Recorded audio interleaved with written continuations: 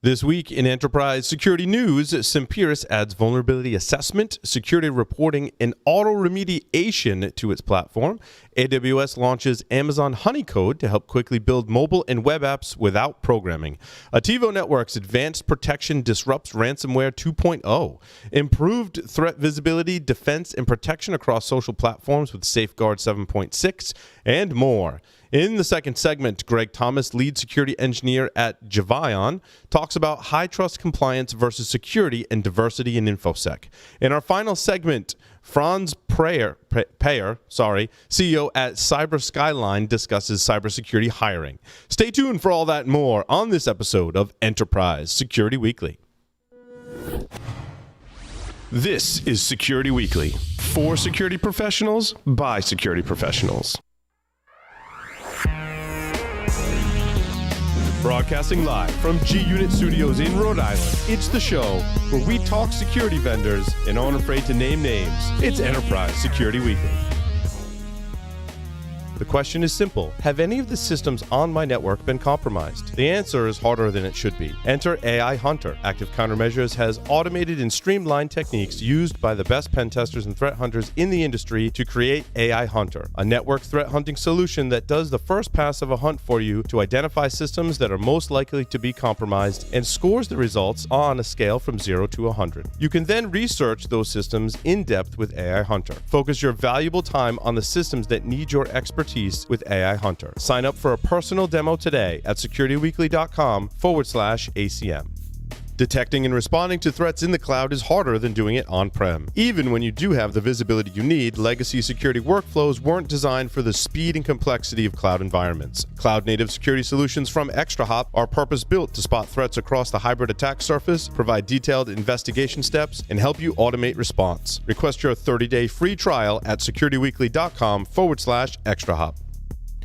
Welcome to episode 189 of Enterprise Security Weekly for July 1st to 2020 even. I'm your host, Paul Asadorian, joined by Matt Alderman on the lines remotely. Matt, welcome. Good afternoon, Paul. Happy July. It's the second half of the year. That's it. Make sure to celebrate the second half of the year that you join our Security Weekly mailing list for webcast and virtual training announcements and receive your personal invite to our Discord server by visiting securityweekly.com/subscribe, clicking the join button. With all the recent changes to Black Hat and DEF CON, we realized that we can keep doing what we do best, host virtual podcasts. Proud to announce Hacker Summer Camp 2020, a Security Weekly virtual live streaming event, August 3rd through August 6th. To reserve your slot now, visit securityweekly.com/summercamp2020. So if you are a security vendor or working for a security vendor and would like to reserve a slot to do an interview where we talk about why your product is awesome and help explain it to our audience, go to securityweekly.com/summercamp2020. All righty. Johnny did amazing work on those graphics. Great graphics, Johnny. Nice work. I love it. Looks awesome. So now we're going to talk about the enterprise security news this week. Where do you want to start, Matt? Some good stuff. Well, I added Okay. a couple stories. Yeah, there's a couple stories that I thought were interesting that kind of hit late last week, I think, and early this probably week. Missed. I knew that, but I didn't go back as far as I had wanted to because going through 2 weeks of news is laborious. I know. Yeah, it's tough. But the first one is the Tanium raise, right? Tanium raised another $100 million. It looks like Salesforce was the one that brought most of that money in. And what's interesting in that is, look, we've covered the endpoint space for a long time. We know who the major players are. This is another big cash infusion. They took $200 million previously, another $100 million, puts their valuation at $9 billion. At some point, you expect Tanium to probably file for an IPO and come out on the public market. It's an interesting valuation at $9 billion. Yeah, I mean, certainly not the largest, right?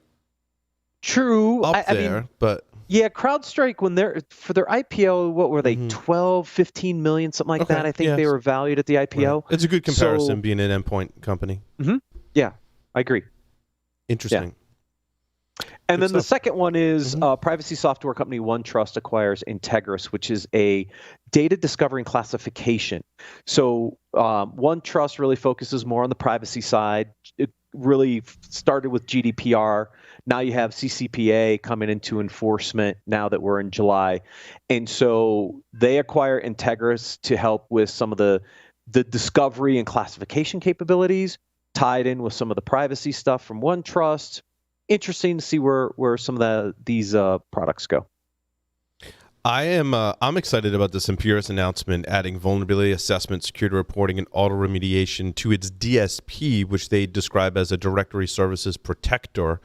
One of the nice that when we briefed with Semperis a year or two ago, or it was a while ago, but I'm really impressed with their technology to be able to back up your Active Directory, and not just back it up, but restore it as well and overcome some of the shortcomings and interesting challenges you might have if you're faced with backing up and restoring an entire Active Directory tree or multiple ones, right? Because a lot of companies don't have just one. You've got multiple ones, and they might have trust relationships between them, and some might be hosted locally on premises or in the cloud. And how do you do the restore and backup from one platform to another? In other words, an on-premise backup, restoring that to the cloud. From what I understood, that was where Semperis really added value, was allowing you to do that the built-in tools didn't do that. If my memory serves me correctly, if you're listening from Semperis and you want to correct me, please do.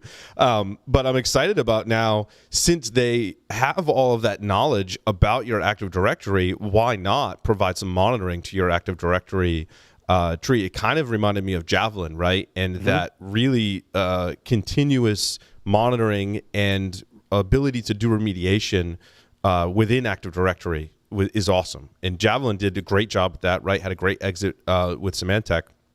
So to see Semperis delving more into the security side is encouraging for me, because I mean, AD security is still a thing, obviously, right? Yeah, and I think it's interesting now that they've added the security capability to their platform.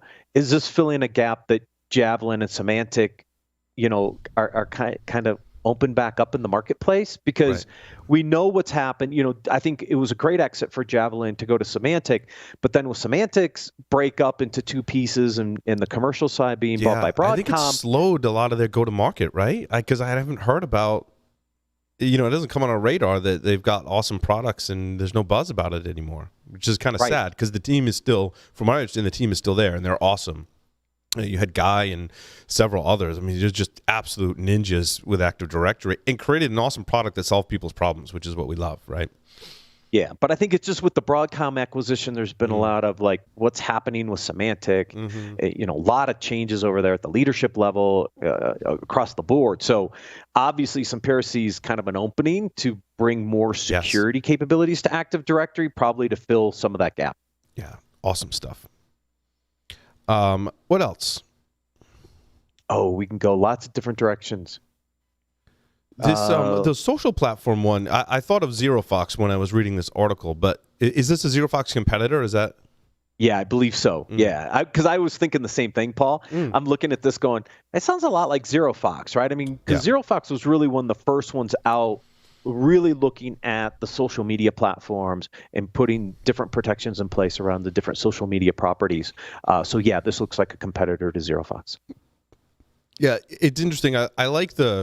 What I liked about ZeroFox was the active protection, right? Like not just trying to spin off of threat feeds, which you should do, which there's value in that as well. But I liked the kind of like active monitoring component to ZeroFox.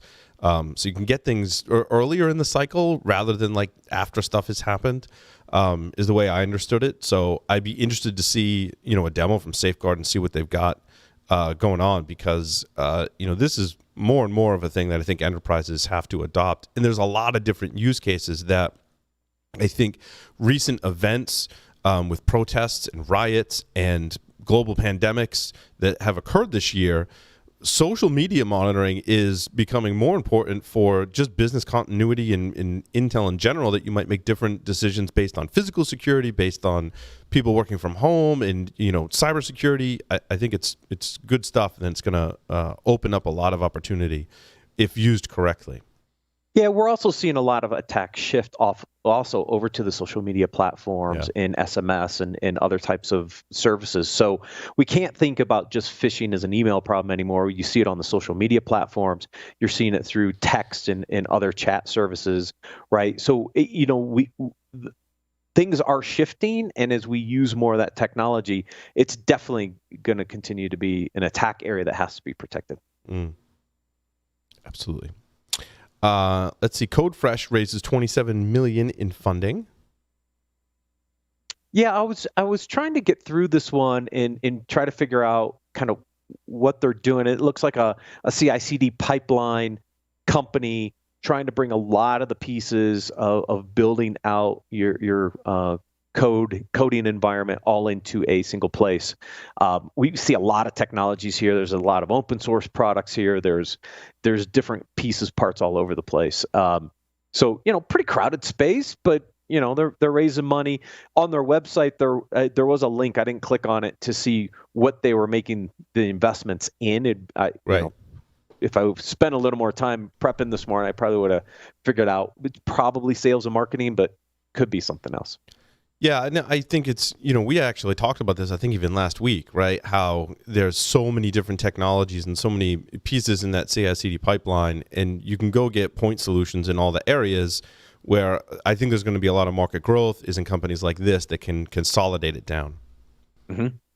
Yeah, exactly right. If they can consolidate it and integrate certain security kind of checks along the way, right, having that all in one solution and bringing it all together definitely has its advantages. Well, I think they have to make it easier to do that, right? I mean, because I'm doing it today, right? I mean, if you look at them all as individual products and projects, it's the amount of time is, overwhelming.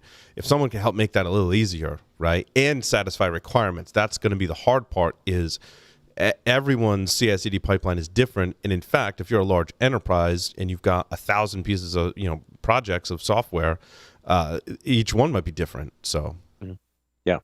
And that kind of ties into the second story with Puppet and Relay, which is kind of their event-driven automation platform. Again, can you tie some of these pieces together? Can you think of this as kind of SOAR for the software space? Yeah. Now you can do some event-driven automation, again, tying these different pieces together. So Relay is Puppet's new announcement to help try to integrate and automate aspects of the pipeline as well. Yeah, and I think that, Puppet, Chef, and Ansible are all valid technologies to help, that CI/CD pipeline and integration and automation. And everyone's got a slightly different use case, for all of them. And you do see some of the parent companies making announcements, I think, to help further them into the enterprise, right? Because if you can get an enterprise using one out of those three, then you're good. Still a lot of manual work and integration, kind of the same thing, we talked about with CodeFresh. Yeah. That one also then ties into AWS launches Amazon Honeycode to help you quickly build mobile and web apps without programming. So this was a pretty interesting announcement because what they're trying to do is allow applications to be built without coding. And so maybe this is something I should try out since I haven't coded in 20 some years. See how well it works. But my only concern here is we did a segment on Application Security Weekly on Monday. We were talking a little bit about these code pipelines from the cloud providers, right? They're providing a lot of service capabilities and building your code. But one of the things that's not inherently in these pipeline capabilities is security. And so I'm a little worried that we're going down the same path with this Honeycode, is that, it's great in order to build these apps very quickly, but where is security embedded in these types of coding platforms? And John Kinsella had written a post about where you should integrate different security components into the different platforms. He'll have to update it now for Honeycode, because I think that's potentially one of those gaps, is where security in this offering. Because it doesn't say build secure mobile apps. It says build mobile apps, leaving that security piece up to you. And while you may not be writing code necessarily, there's code being generated in the background. Absolutely. And so that needs to be secure. That also needs to go into a pipeline, which also needs security around it, to John's point, right? Yes. Yeah, and so just because I'm not doing any programming doesn't mean there's not code with binaries that have vulnerabilities embedded in them. How do you address those issues in something like a Honeycode offering if security isn't part of the main piece? Anyways, it's just something that has to be thought about. And look, to Amazon's point, they're like saying, hey, leverage my services, leverage my platform. I'll make it really, really easy to build code. Just may not be secure. Yeah. Let's see. I wanted to talk about SaltStack announced SaltStack Enterprise 6.3, which is awesome. Yeah, this was an interesting. We know Mayhew, SaltStack's been a sponsor, working on getting them back on the show. What's interesting about this announcement is these integrations, right? And so you've got, Splunk from a SIM perspective, you got Tenable, Qualys Rapid7 from a vulnerability management perspective, and then Kenna is in this announcement, which is on the prioritization side. So if you think about what SaltStack has built in being able to identify some of the misconfigurations, now they're integrating in some logging capabilities, they're integrated in some vulnerability management and prioritization capabilities. And I think it's to help on the action side. If I really think about SaltStack's value proposition in this announcement is the ability to automate the remediation pieces. And so having these integrations and providing more contextual data for the automation makes sense. The one interesting overlap is that Qualys has VMDR and Rapid7 has some SOAR capabilities also in here. So, they're also overlapping and competing with parts of who they're integrating with. Choose your own adventure. Where do you want to do the vulnerability or exposure identification? Where do you want to do the config management? And where do you want to do the remediation? Right? Right.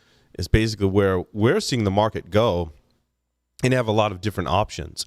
And I think we were saying this last week or the week before, Matt, that it's hard when we talk about the three big VM vendors. It's hard to even build a database of checks that can compete, right? I mean, we did some analysis when we were at Tenable, and the vast amount of coverage you get from those very mature VM vendors, you can't just forget about that, right? Because I think there is value there, and integrations are where you're going to see a lot of folks going in terms of VM. Now, you can add stuff on top of that, and I think get pretty good coverage. Not that coverage is the only thing, but to me, there's a tolerance level, with coverage, right? Like how much can I know I'm not really checking for is the question, right? And that's going to vary per environment, systems, and all that kind of stuff too. Yeah, and I think SaltStack brings some interesting configuration capabilities that augment some of the limitations that I think Tenable and Rapid7 have over a Qualys, for example, and really try to bring that other component to the table as well. But again, you're right. Coverage gets a little challenging here in some respects. I think the three major VM players are so close. It's pittance, I think, differences. I mean, at least in the research that you and I had done previously. But when you add in the configuration component, I think that's where SaltStack also can provide a lot of additional value above and beyond what some of the core VM players are doing. Absolutely. What else we got this week? Elastic Enterprise Search, tools to bring experiences to market quickly. Announcement from Elastic. Elastic Workplace Search and App Search with easy flexibility across platforms and global regions. I'm not quite sure exactly what that means. Don't either. Okay. I wanted to cover the Ativo one, actually. Okay. Well, we'll get Elastic to talk about their announcement as well. They are a sponsor. Yeah, because they are a sponsor on PSW, so they can probably clarify some of that. Absolutely. Which one did you want to go to? The Ativo Networks announcement around ransomware. So I've been talking to Carolyn and the team over at Ativo, and they're doing some really interesting things with deception. We've talked a little bit about deception. I don't think we've had a couple interviews with various players in the space, and deception has some interesting potential use cases. And here's one where they use deception to really look at mitigating ransomware attacks, which I thought was interesting use case for deception. And what they've done is at the endpoint layer, they've added some capabilities here to mask certain access to the endpoint to prevent some of these ransomware attacks to actually get executed on the endpoint. So I thought it was an interesting way. They talk about how some of the EDR and EPPs don't really have some of those capabilities built into them. So I think this is kind of a partnership correlation with endpoint detection response and some of their deception technologies that provide some very interesting capabilities here. What I find interesting, and they touch on this in the article, is what attackers do when they're trying to execute a ransomware attack. And what I find disturbing for me is you have a company that's the victim of ransomware, and they say, well, the attackers didn't get any PII, and I'm like, really? How do you know that? Because if they have access to your files to encrypt it, well, how do you know they didn't make a copy of it and exfiltrate it? And then you talk about DLP, or what did you do to detect that they exfiltrated the data or not before they encrypted it, right? And that's an interesting play for deception, right? To see that if there was a deceptive target that was maybe exfiltrated, you can probably keep closer tabs on that than you could actual data, because you're looking for attacker behavior, right? Right. In deception, and purposely setting up so that an attacker will access that. And so I think that's an interesting play, because the trend that we've been seeing in ransomware is the double whammy of, yep, we got your data, and by the way, we encrypted of it, but we have a copy of it, and you can monetize twice off that or more if you want. Yeah. Yeah, exactly right. I mean, not only am I getting monetization to give you the encryption key to get your data back, I also have your data, so I'm going to go sell it on the dark web as well, since I have it. So yeah. Right. Yeah, and then we all know the limitations of the DLP solutions that are out there to detect against some of this as well. So. Exactly. Yeah, that's my point. Let's see. This Dahua Technologies. Have you heard of these folks before? No, I had not, and I didn't get a chance to do a deep enough dive into what they were providing at all. They're doing some kind of networking. The internet, Ethernet through P2P or IP can be operated remotely, blah, blah, blah. I didn't read that one in any great detail either. So interesting on the networking side. Threat Quotient is integrating with Intel 471 cybercrime intelligence, more threat feed kind of stuff, which is interesting. I'm seeing a lot of organizations still, somewhat struggling with what feeds they bring in and how to make that data actionable. I haven't caught up with Threat Quotient in some time, but I think that there's an increasing number of feeds that are available, and evaluating which ones you should use is still a challenge for many enterprises. Yeah, I agree. I mean, we've had sponsors like Recorded Future in the past that were aggregating a lot of this data together as kind of a main feed into your SIM and some of the other stuff. This announcement's a little interesting though, Paul, because they're trying to integrate with some of the cyber crime intelligence data that's more closed source. And so I think there is some very interesting value. I think it's going to be very industry specific though, where you see specific types of cyber crimes, like maybe against the financials, the insurers, maybe the healthcare industry. You correlate the threat data that Threat Quotient has with this cyber crime closed source data, might provide a little more insight into what are the active attacks and what are the active cyber criminals doing at the time that might help you prioritize. But again, it has to make it easier from an actionability perspective for it to provide value. So I think, it'd be interesting to see how people adopt this integration and see kind of the results that they get from this correlated data. Yeah, I think, when I think about this particular challenge, you could almost end up with a set of data from feeds that completely is not relevant or useful, right? But if you change where those feeds are coming from and maybe how you're using it, it can have a tremendous amount of value. And I think that's where, some of the struggles are with threat intelligence, is tuning it basically for your organization. And there's multiple layers, like, Threat Quotient is importing all those feeds, and then there's other feeds you may go directly to, and there's open source feeds. So kind of interesting. Yep. And then you have your shared feeds from the different ISACs, right, that potentially play in here as well. But what was interesting about Intel 471 is it's a closed source. So, having access to some of this data might provide some additional value, and probably that's why Threat Quotient did the integration. Absolutely. That'll round out the news for this week. Stay tuned. Interview coming up next.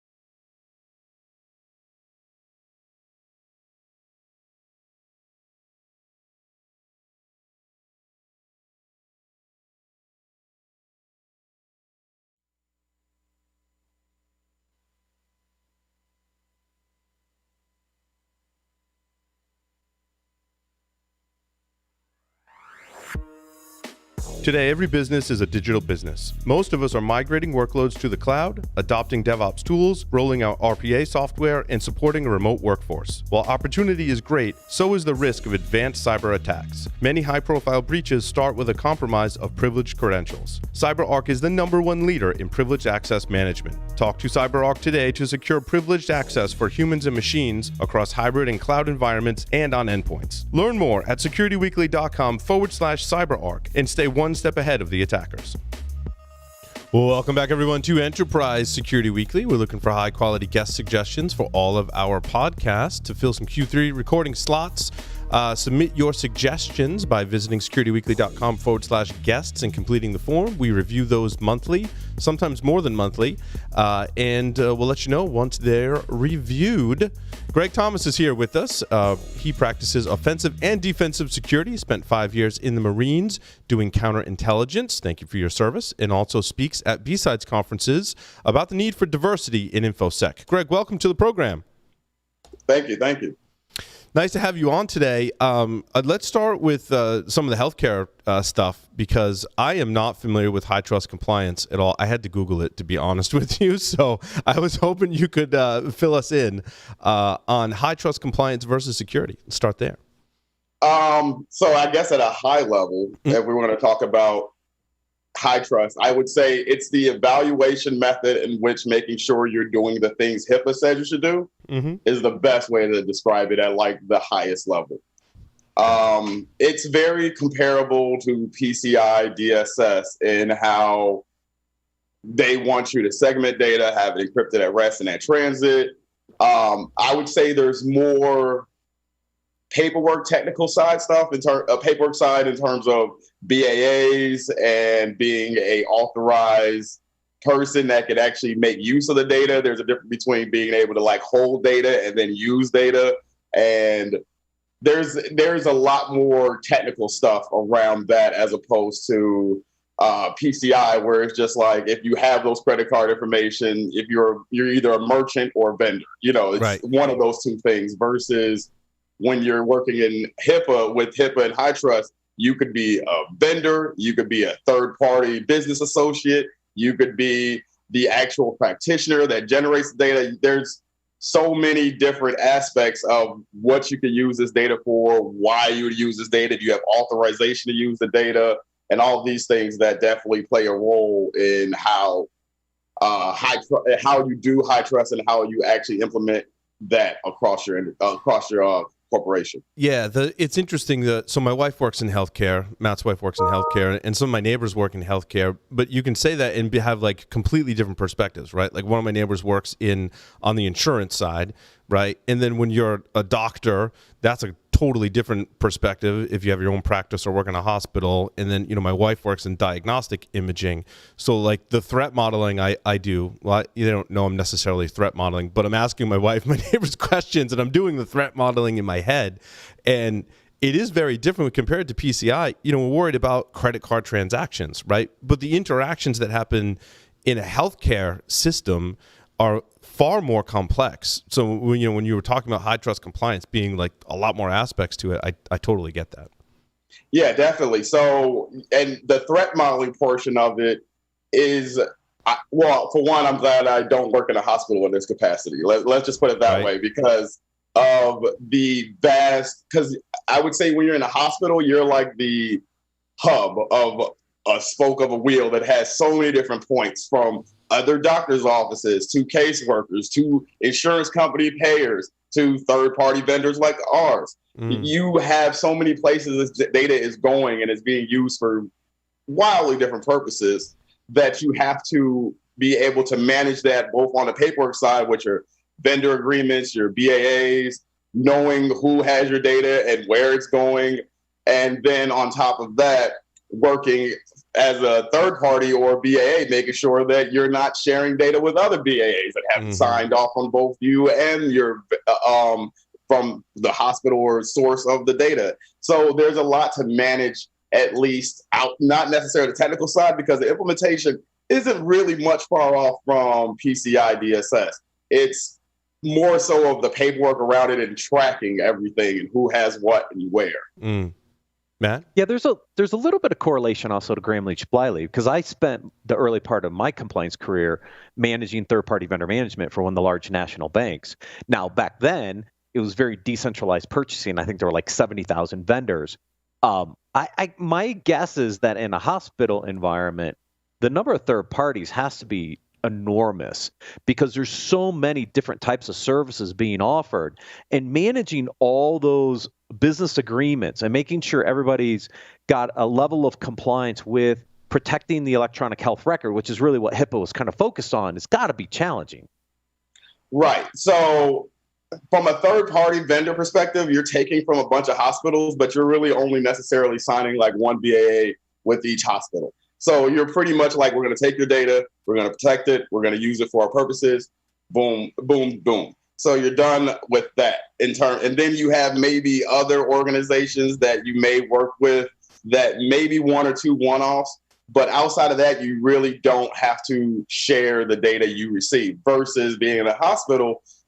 Your data is really only becomes useful outside of the immediate context when you share it with other third parties and get information back from that data.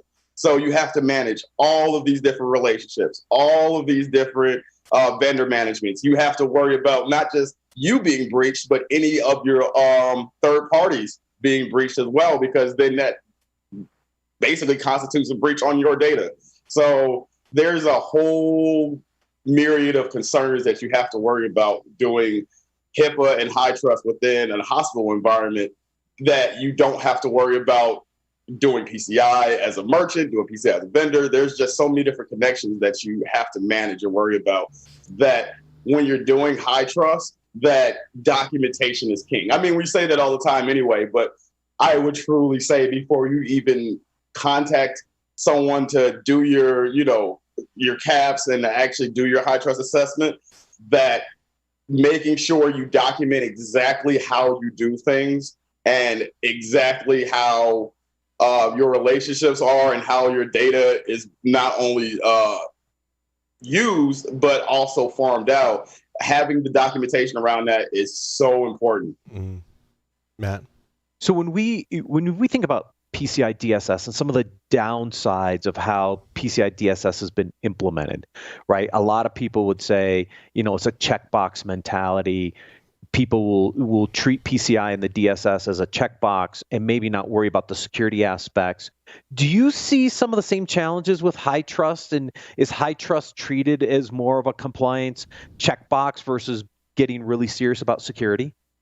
So when I was a consultant, at RSM, we had people for HIPAA and high trust and do assessments, and they tended to, I would say in 2015, it was a lot more checkboxing than I've heard about today.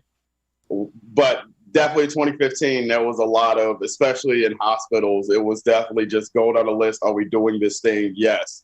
But I would say high trust in it as the organization, and I would say the compliance side of people, the actual people that are coming to do the assessments, I feel like there's a lot less of that checking the box and more so of these assessors asking questions and going, well, how exactly are you doing that? Can we see the evidence for that?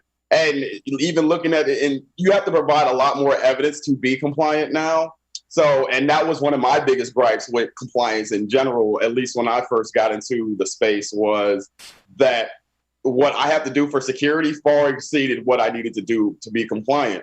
But I would say that compliance is now, it seems like it's actually catching up to what security should be and what it is in terms of using evidence and value and actually measuring your compliance, actually seeing like, okay, you're doing it, but are you actually getting any value out of it? I would say that measured part of it, as long as you have an assessor that has some sort of InfoSec background, that has seen these things before, it will be all right. It turns out it works out a lot better now than it used to be. Greg, I've been reading a lot of articles with the global pandemic and the increased usage of telemedicine. I haven't really been impressed with the articles. They're like, oh, there's compliance and, data privacy concerns with telemedicine. I'm like, yeah, but okay. So how is that working today in a healthcare environment where we have these compliance mandates, we have to protect data, but now the patient and doctor communications is potentially going over the internet? I would say that it also depends on the vendor. I mean, in terms of who's doing the telemedicine. So if it was developed in-house and the app is built with the proper protections that you would use with any sort of PHI or PII in general, that it should be all right.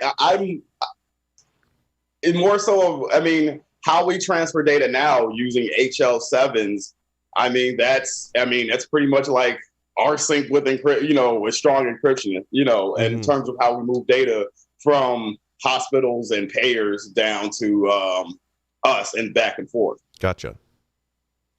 Yeah, and I find it interesting, the movement of data, because obviously I have access to people who work in healthcare, and I'm like, wait, where do my images go? How do you get my images from one machine to the other, and how do the various systems talk to each other? And I didn't realize that for things like medical imaging, for example, there's an entire IT and security team that's just dealing with the medical imaging piece, right? Moving those images between systems and getting them in front of doctors and the technicians who are doing the exams. Sorry. Yeah, there's a lot of parts. If you're thinking about just medical imaging, you have to be able to get those images into an EHR. You have to be able to get those images. They may not be needed to seen by before they even get into an EHR. They may need to be seen by a doctor, so they have to be actually printed out. What happens to those physical copies? Where do those go? Because even though that seems more so of not an IT function, the actual physical copies of the medical imaging usually falls under security departments in hospitals of having to track that along with the actual data itself to make sure it's going where it needs to be. Yeah, because I thought it was interesting, when you have a system like Epic is very popular, right? But then you've got the ultrasound Epic machine that's GE, and those images have to get transferred. So then, my first question, as an InfoSec person, I'm like, wait, how long do the images live on the actual scanning device, and are they archived off of there when the exam is done and put back into Epic? How does that? I'm sure that's stuff you deal with on a daily basis, right? Thank God I don't. I actually, when I worked in the hospital, I was a nurse. So now I get to step back and work as a third-party vendor, and I just say, just give me the data and we'll do stuff to it. Gotcha. It's actually been really good to not have to worry. Yeah, because I wouldn't want that headache. Because again, you have to know where your data lives, how long it lives there, and that's just one small part of a large hospital. You think about then all of the systems and devices and roles and who has access to it. Yeah, if you think about all the medical devices from medical imaging devices, when you're doing CAT scans, how long do they live on a CAT scan machine? How long does what's the name? Insulin pump, an internal insulin pump that keeps all that data that's right there on your hip. How long does it save that? There's ones that actually transmit that data. Does it transmit it in the clear? Does it transmit it encrypted? How does it transmit it back to the doctor? There's hundreds of devices like that, from pacemakers, insulin pumps, and so you have to worry about how all that data gets into something, but then B, how all that data also gets out and doesn't get compromised. So when you're doing high trust, you have to document all of those things just so you can keep track of all of your agreements. Because a big part of high trust is, let's see your business agreements. Let's see your third-party vendor management stuff. Let's see how you track your data. I would say a third of it is not even technical stuff. It's more so, do you have the paperwork to back up that where your stuff is? Yeah, the technical segment within HIPAA isn't that big when you look at the entire HIPAA regulation. There's a lot more on process and some of the other things. The technical control section in HIPAA is actually pretty small and very open to interpretation. The technical controls are tiny. I think it's only 3 or 4 sections at most, versus I would say there's a good 4 or 5 about just what's your process for onboarding vendors? What's your process for protecting data through role-based access and onboarding and offboarding and all? There's so many different levels to just that and processes and making sure. That's another thing with high trust. is making sure your processes are rock solid. I mean, they are followed to the T. Everybody's on board with them. Everybody understands how they're done. Everybody understands what to do if there's an interruption in it or if there's a breakage somehow in that process, that people have a good enough understanding of said process to make adjustments, write them down, make these changes, put it through change management, all of that good stuff. Are there things in there that talk about the integrity of the data as well? Because in a healthcare environment, as a patient, let's say, I'm very concerned about that. As I read about, attacks, again, going back to medical imaging, what if those images are being modified in transit or at rest, right? That can have very large implications for patient safety. And I've read about a couple of theoretical attacks and some stuff done in the lab. I've not read about an actual attack that was modifying the data. Usually when we talk about an attack against healthcare, it's ransomware, right? I would say that there's so much I would say that the possibility for that would probably happen if someone was being specifically targeted by a state actor. I'm just thinking about the high level of difficulty to A, get into a hospital system, B, specifically change medical imaging data on the fly. Right.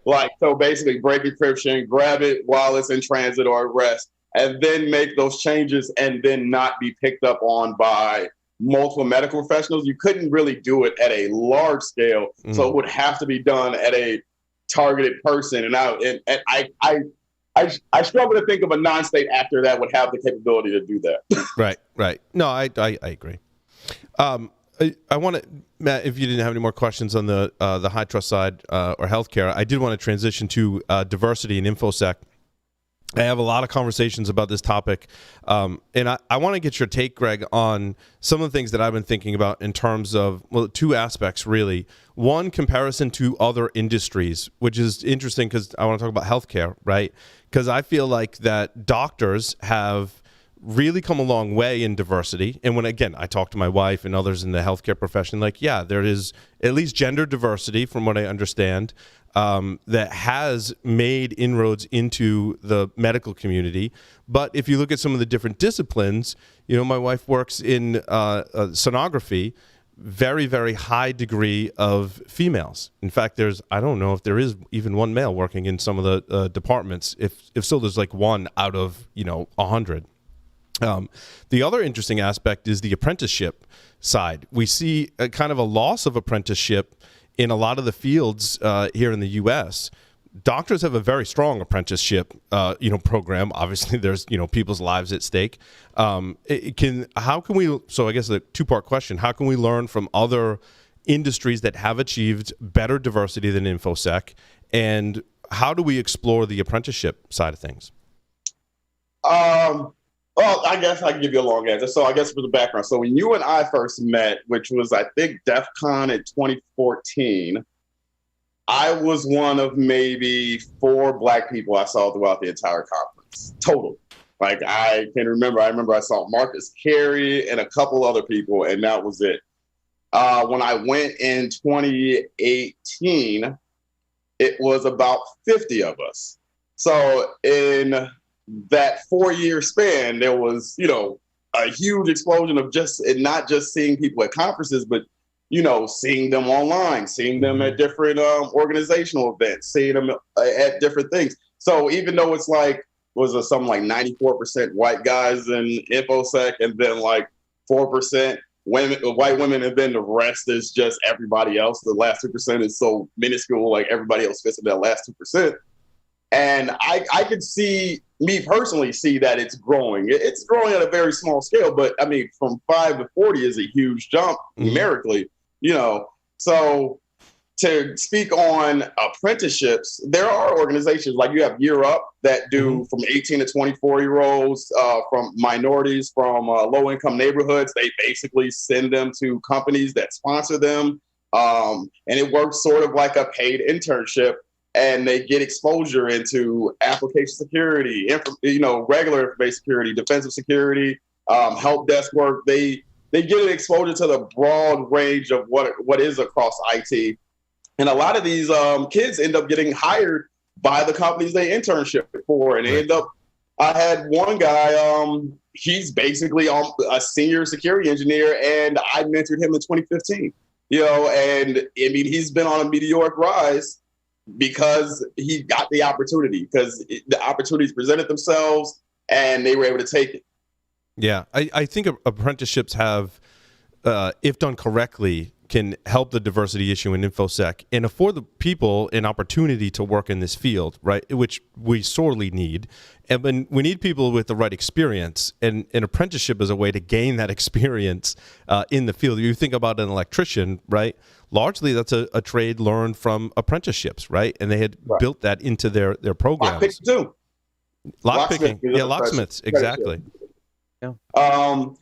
I would say that it boils down to not just the skills, but the perspective. I remember when I talked to Dave Kennedy in 2015 at B-Sides Cleveland. Cleveland. We were speaking. He was speaking about when he went into Target and just walked out with a cash register. And I said, yeah, you could probably teach that to your guys at your team, because most of them are going to be white guys. They could pull that off. If I worked for you, I couldn't do that. I would have to approach that situation where I need to leave this Target with this cash register. I would have to do it in a different way. I would have to use a lot more social engineering. I would have to dress up, put on a suit, or put on what looks like a Target uniform and print fake business cards, because me being Black, people are going to ask more questions when I assert authority. So I have to craft a narrative that he necessarily didn't have to do. He just walked in and walked out with it. So it's more so of having that, being able to come at security from a different perspective and say, hey, with my lived experience, I know I have seen people do this. I have seen people do that. There's a value in being able to look at things from a source of lack, as in, if the barrier of entry to get into IT in general, you have to be able to afford a computer, internet connection, be able to take apart that computer sometimes. Mm-hmm. That costs money that a lot of people don't have. So if you're still trying to think, I need to steal something without having those resources, being able to turn those gears lets you think outside the box. And I would say definitely more of that is needed in information security, because the people who will steal data and all that, they're coming from that same space of lack. Mm. Yeah, and we need to turn those people to the good side rather than the dark side, right? And give them the opportunity. I mean, we've seen that over time, especially in Eastern Bloc countries, right? A lot of folks turn to crime because there is no opportunity, right? And I think it's a similar problem in the U.S., creating that opportunity for everyone to fill that skills gap. And diversity is so important in our field, too. Just having people from different backgrounds and perspectives, the problems and challenges that we're dealing with, I think really lends itself to, you absolutely need that diversity. Well, yeah, I mean, if you look at the talks like Jason Street does about where he goes to different countries, the techniques he learns from those different hackers in these different countries on different continents are so wildly different in how they approach a problem than how we approach a problem, that you lose out when you don't have that. You really lose out. We're such a diverse industry anyways, right? I mean, if we think about all the different things in InfoSec, it's so broad that bringing in different perspectives and different skills help to solve different aspects of the InfoSec challenges that organizations face. Like you said, from Jason's perspective, it's all more on the social engineering side, but you've got the physical security aspects, all the way to all the technology stuff that we talk about on any given day too. Just very broad industry to have to deal with, and diversity helps across the whole spectrum. Right, and it's all about training to look at things a different way, and some people have always had to look at things a certain way. So if you're like Dave Kennedy, you're like, well, I'm going to go through the front door. And for me, the front door is always closed, so I always have to think about where else can I go that isn't the front door. So if you have always had to think about that when you're approaching any sort of, security incident, whether you're doing you're a red teaming or anything like that, as long as you're thinking, I can't go through the front door, it allows your brain to think about all the other possibilities, all the other doors and windows and ways to get in. And it's that way of thinking, Greg, that we need people like that in this field, right? That have that way of thinking. And it's interesting when you look at the military and government history of recruiting cybersecurity professionals, they tried to recruit internally. And like it turns out, that's not so successful because one of the things we do as hackers is we go against social norms. And that's not a quality that was found in most people working in military and government, right? We need folks like you that are going to think differently and challenge the social norms and think differently about how to break into something, right? And we need to be able to test for that. And so they developed an aptitude test that just tested for those set of skills. It turns out there's a lot of other industries that do the same thing. If you were a pilot, in the commercial space or got your pilot's license, if you're applying to the Air Force, like that means nothing. Basically, they test you and your aptitude, not the skills that you may have acquired before. Right. And I would say there's a tendency so you have people who, when they were younger, they were 16 with the ear gauges and the nose ring. They were like, I'm never going to join the military. Versus you have people like me that joined at 17 that became anti-society, in their 20s. So, it was my 20s where I grew up, the long hair and everything else. So, and that, I guess, pulled me more towards the, a space of what jobs are there that allow me to be myself and still think for myself and appreciate my out-of-the-box thinking. And you pretty much land in IT with that kind of thought. Yeah, no, it's a great point. It's a great point.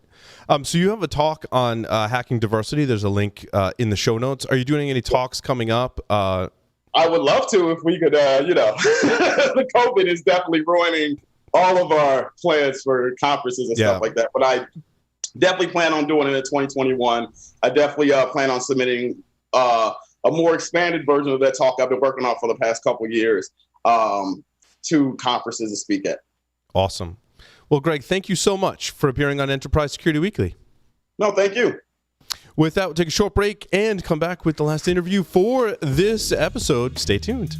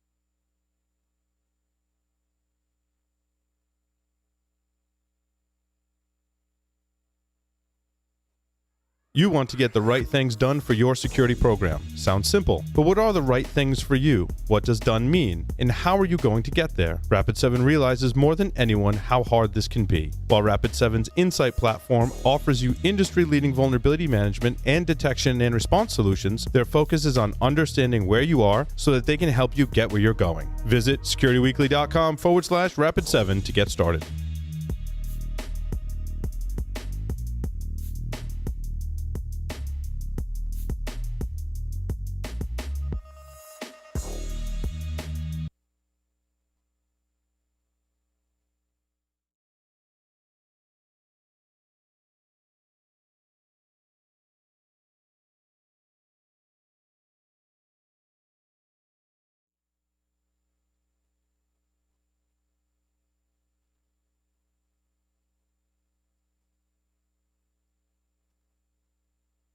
You want to get the right things done for your security program. Sounds simple, but what are the right things for you? What does done mean? And how are you going to get there? Rapid7 realizes more than anyone how hard this can be. While Rapid7's Insight platform offers you industry-leading vulnerability management and detection and response solutions, their focus is on understanding where you are so that they can help you get where you're going. Visit securityweekly.com/Rapid7 to get started. Welcome back, everyone, to Enterprise Security Weekly. In our first July webcast, you'll learn how to stitch and enrich flow data for security with Viavi Solutions. Register for our upcoming webcast or virtual training by visiting securityweekly.com/webcast or visit/on-demand to get our previously recorded webcasts. Franz is the co-founder and CEO of Cyber Skyline and has a passion for helping students and professionals track their cyber skills growth and start their career in cybersecurity. Franz, welcome to the show. Thanks for having me. And now, you said before, the first time you presented at DEF CON, you were 18. Is that correct? Yeah, I got bored when I was in high school, and I got really into music streaming services, so like Pandora, Spotify, Last.fm, Groove Shark when they were still a thing, and found a knack for actually reverse engineering their players to just download the music instead of streaming it. And that's what I gave my talk on back at DEF CON 21. That's awesome. That's awesome. Very cool. We talk about cybersecurity hiring and the skills and what you need to get into this field quite a bit. And I think it's an important topic to cover. You mentioned CTFs first, I guess, explain what you do in your company. Yeah, so basically, the idea behind Cyber Skyline is that we thought that you could probably use CTFs for a lot more than just having fun. We thought that a lot of like CTFs right now, they don't give you enough like analytics and detail. And I think a lot of the challenges are a little bit like too contrived. Like they're cool sometimes to show off fun things, but it's hard to tie that to like what happens in the real world. So we took this approach of how can we take CTFs and provide business value to companies. And so we basically have a platform, which is like a fancy CTF with a lot of analytics and stuff. But companies use this platform for assessing candidates for hiring, measuring the ROI on their existing training. And we also use it a lot on the academic space, trying to help students kind of benchmark their skills, understand where they're at, and kind of help them chart a path to building up those skills that they don't have so that they can get a career in security. Yeah, it's an interesting concept. The military actually did this to recruit cyber talent, right? I'm sure you're probably aware that they created similar kind of challenges, right? Rather than having a classroom where people were learning in a traditional manner, they basically had people take an aptitude test, and then they dumped them into a lab, right? They gave them access to stuff and maybe a couple of books to read, and said, have at it. And there wasn't much other direction, because I think that one of the qualities of a hacker is being able to self-teach and self-learn, right? And I think a lot of us don't do well in that traditional classroom environment, and we want to go figure something out. Like we go figure it out, right? And that's part of the kind of DNA that makes up a hacker. You agree? Yeah, I mean, I think people ask me like why I got into security, and I think at the end of the day, it's like I like puzzles. I like breaking and tinkering with things. And the formal structure that you get a lot of times from school and stuff, it doesn't necessarily put you through that level of like complex analytical thinking. Some people want a little bit more free range to do whatever they want. And so that's why kind of my motivation for building out this platform is like, I want people to be able to have that experience to develop their skills in kind of this more open-ended world where it's like, here's a problem. There are probably like 10 different ways to solve it and another 20 that I haven't thought of. Go find those different ways and learn that way. Right. Yeah, and go read up on your own on how to solve a challenge, right? Like, oh, there's JavaScript in here. All right, let me go read how that works and then come back to it, right? And that's what we do really all the time. And you talk to the most seasoned pen testers, they do the same thing all the time. Oh, I came across this technology. I've never heard of that before. Like, one of the better examples I like is some of the folks that were reverse engineering Stuxnet found a language, on one of the PLCs that they had never seen before and really couldn't get anyone to help them. So they just kind of bit the bullet and found the manuals and learned it, right? And I'm like, that's the hacker thing to do. Yeah, I think letting people have that experience to just learn new things, it's the fundamental part of security, right? Because there's new technologies coming out all the time. No one's going to be able to be an expert on everything. Yep. And so, once in a while, something will show up on your plate. You have no clue what the hell it is. And you got to figure out, how do I use my online resources? How do I use Google or whatnot to understand it very quickly and to solve the problem that I've got and figure out what's going on? And you have to like those challenges, I think, to work in certain areas of our field, for sure, especially reverse engineering, right? Yeah, I mean, definitely, if you've got that mindset for like, how do I tinker, how do I break things, you got to be quick and on your feet, right? Matt? Yeah. As you talked about the different use cases, and I want to get into some of the kind of interesting angles here, right? I mean, obviously you can use it for college students, which I think is interesting, right? To allow people to kind of gauge their skills towards security. I think that would be a great benefit as people are coming out. Is information security a career for them? So I think that's a really interesting use case. But the other one I want to talk about more importantly is on the company side, the hiring side. Talk a little bit about how companies are using your platform to find the right candidates. And then I want to get into some of the challenges we see with like job descriptions, roles, certifications, education requirements, because I think you can do some things there differently than we struggled in the past with. Yeah, I mean, this is definitely something where the industry is evolving pretty rapidly. When you have the huge discrepancy between supply and demand for security talent, a lot of these questions are being asked. What we're doing right now on the hiring side is we have two different models. We have a push and we have a pull. So companies will either do the push model where they've already got candidates in their pipeline and they'll push out assessments. And basically that just means they go on our site, they type in name, email address, and we've already configured an assessment for that role that they're hiring for, and they will go and take that assessment, and the recruiters, the engineers will be able to go back, look at, kind of the timeline of how they answered, what things were they getting wrong, what things were they getting right. They get to see some of the thought process. For the things where it's, a discrete answer, we can automatically assess and grade that like a CTF platform, but we also support free response. So you can, read through someone's write-up on how they did an incident response. So that's our push model. We also have a pull model where we basically have a public challenge, basically just a CTF. Anyone signs up and they get fast tracked through the hiring process if they do well in the CTF. So rather than trying to fight for your life in that sea of resumes and try to stand out, just show off your skills, have fun. A lot of times there are prizes behind it, and who knows, maybe you get a job out of it. And that's kind of the two models that we have for hiring. That's interesting. Now, how has it changed the evolution of the job description, the job posting, the requirements that go in jobs? Are there some things that your platform allows to happen that, I don't need 20 plus years of experience, a bachelor's of science degree in an engineering program, and a CISSP?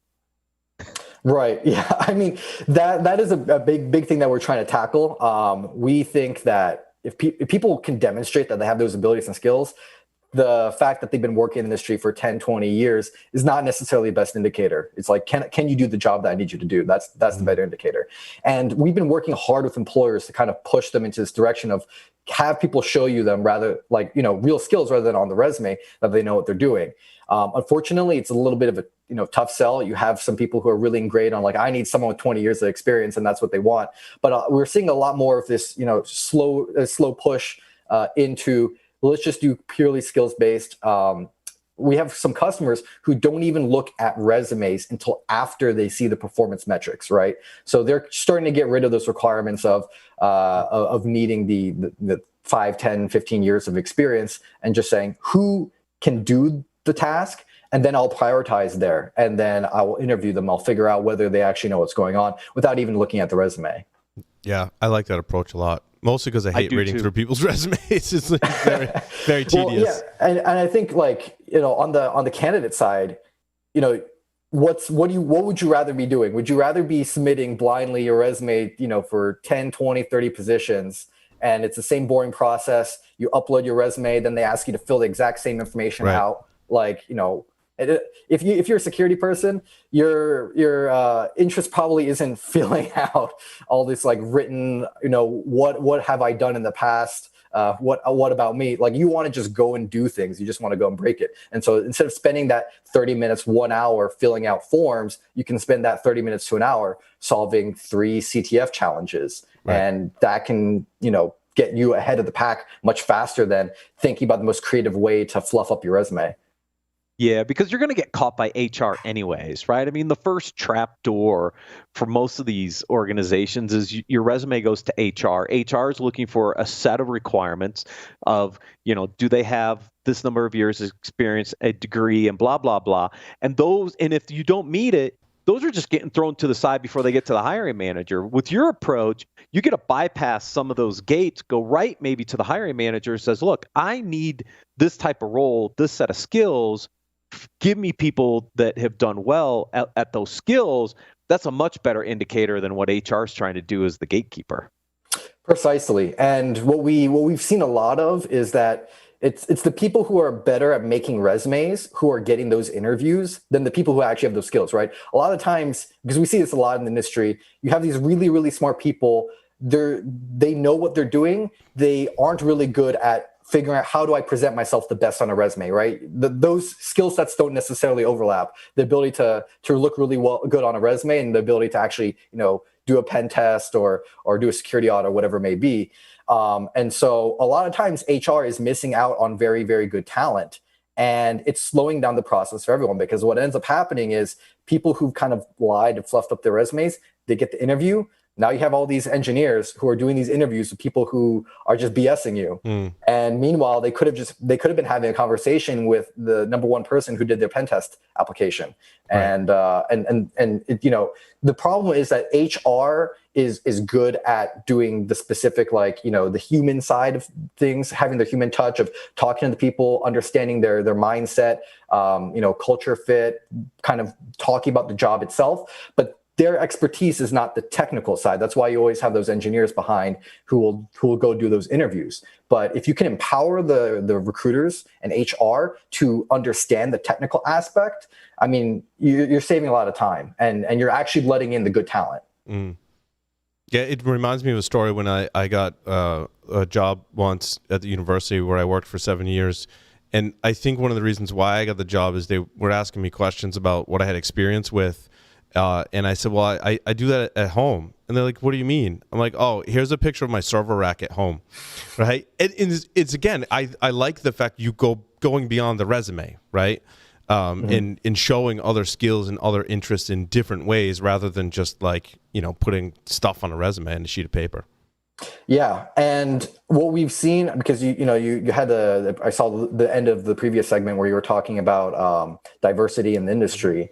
And this is something where those resumes really block out a lot of people who take non-traditional paths, because we've seen really successful people on our platform who, we've got someone who's a mailman, who's been a mailman for almost 30 years, and they're going to community college and they're trying to get their degree in cybersecurity. So after they hit their 30 years, they go into the industry. What stuff on the resume is gonna let them through the HR firewall, right? It's really funny, Franz. So yesterday, the pest control people came to my house, and it was pouring rain out. So I'm like, guys, don't reschedule.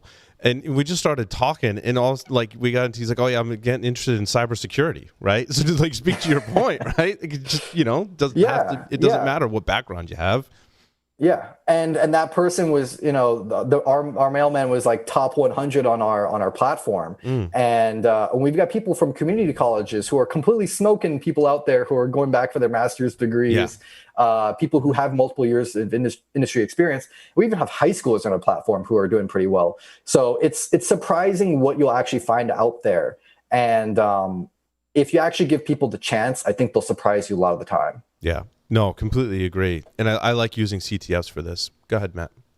Franz, so how would people engage with you in the platform, right? I think you talked a little bit about the public CTFs. Do you run those on a periodic basis? Do they need to register?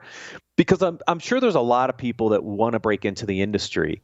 This would be a really interesting way to show off some of their skills. How do they get access to what you're doing to get their skills kind of assessed and potentially into some of these job situations? Sure. There's a lot of different ways. So kind of at the college level and anyone who's taking any sort of academic program, whether that's an apprenticeship, a community college class, a certificate program, whatever it is, we help run something called the National Cyber League. It's got about 450 colleges and universities across the U.S. We see about 10,000 people through that every single year. That's something where just for $35, you get kind of 2 CTF experiences. One is a team exercise, one's an individual exercise, as well as some like practice throughout that. And most people go through that to get kind of their baseline benchmark of like, okay, am I good in cryptography? Am I good at log analysis, enumeration exploitation, reverse engineering? They run the gamut. That's kind of like our baseline. And that's what they use to base their future decisions on of, do I want to take more classes on this topic? Maybe they discover that they're really good at something and that might be a new career opportunity for them. On top of that, we periodically run CTFs based on our existing contracts with customers.